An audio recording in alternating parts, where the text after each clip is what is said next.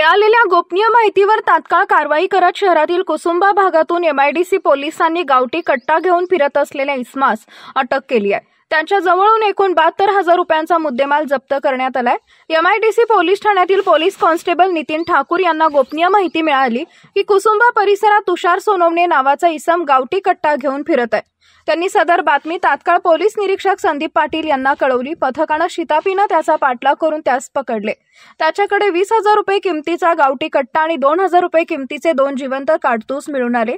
तसेच 50,000 रुपये किमतीची होंडा शाईन मोटरसायकल सुद्धा मिळून आली। असा एकूण 72,000 रुपये किमतीच्या मुद्देमालासह त्याला ताब्यात घेऊन त्याच्या विरुद्ध गुन्हा दाखल करण्यात आला आहे। चॅनल सबस्क्राइब करा, बेल आयकॉनचे बटन दाबा, सोबत शेअर करायला विसरू नका।